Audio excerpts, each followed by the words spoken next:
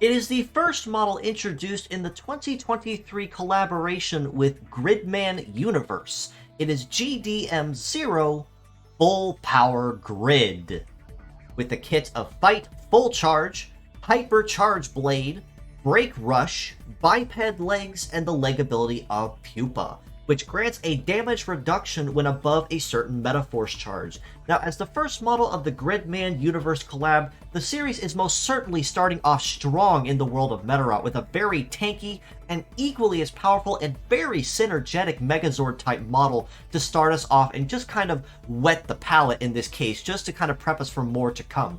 But all the same, this very tanky-looking model is ready to go, very powerful and very aggressive the moment he hits the field.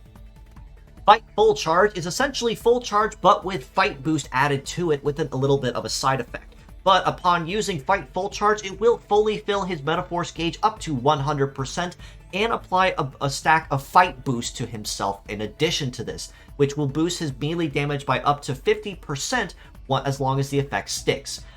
But it does also come with a caveat. Upon using Fight Full Charge, you will also inflict yourself with a damage over time effect that will slowly whittle your HP down the longer the fight drags on, and the longer the ailment is allowed to last. Hyper Charge Blade on the right arm is a brand new skill being introduced into the game, and simply explained, it will grant a damage bonus of up to 300% of the user's charge gauge upon use, and upon use it will consume 30 CG upon attacking the target, 15 if the part is capped at 5-star. So simply put, it's more or less just a 3.0 version of Charge Blade in this case, which we are most certainly no stranger to, between Shanglong, Cross Messiah, or even Sanjuro as well, who also are very notable users of that original skill.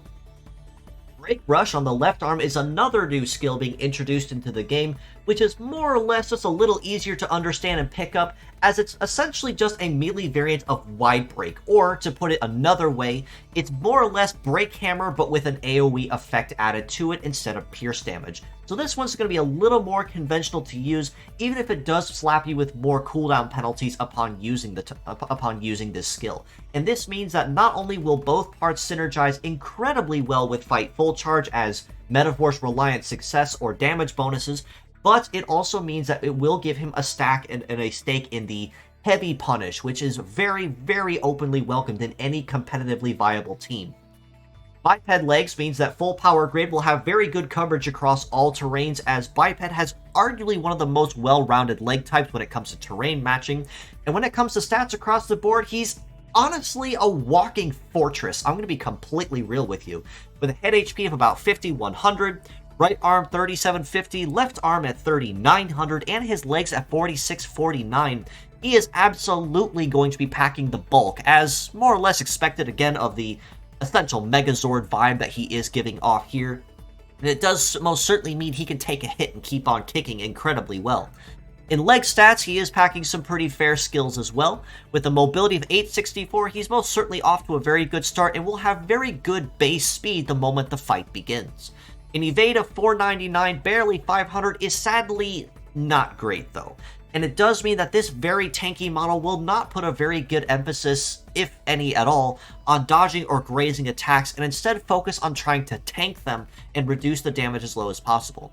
On the topic of tanking damage, his melee resist at over 1400 is very impressive though, and very nice, as it does mean he can most certainly hold his own up close and personal incredibly well, but a shoot resist of 732 is kind of where one of his big notable weaknesses are, as it does mean that he will not survive very well taking pot shots from afar, as it means a fully souped up Metaforce nuker like, say, Hyper Beam, or Microwave, or Ghost Shot will most certainly knock him out a lot faster than what he would intend once he hits the field.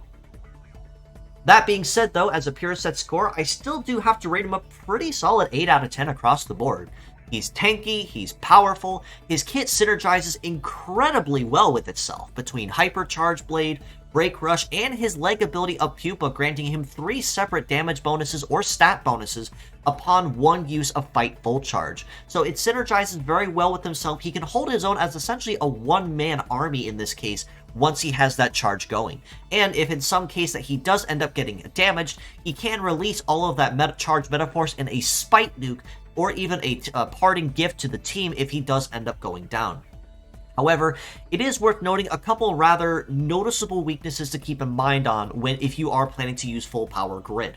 And that is the fact that all three of his parts are heavy, which means that while with Break Rush he can most certainly dish it out, he also equally has to take it. And anyone using gravity skills will absolutely break this guy faster than he wants to be. Plus, having a shoot resist of 732, not a bad weakness, like I said, but it is worth at least paying attention to. And an evade of 499, just make sure that he can tank the melee hits, or he has a shield to cover him if you want to keep him alive on the field longer than what the enemy wants. As pure sets though, as mixed parts though, for the same reason, I have to rate him very equally at an 8 out of 10. He synergizes with himself incredibly well, but if you were to split his parts up and use them up separately, you can find some very good uses for them anywhere. Hyper Charge Blade for any place that you want to use a Charge Blade and just soup it up, or if you can't quite fit it in, have to fill it in with, say, like Beam Sword or something of the like. Break Rush, again, anything with a gravity attribute, fantastic to use for. Fight Full Charge, anything that needs a Metaforce charge to fill up really quickly. And the legs, if you need something that's speedy, moderately tanky when up close, but and can support up to 3 heavy parts. Again, he's tanky, he's strong, and this very well synergized Megazord type model is most certainly going to be an asset to any team that he's put on.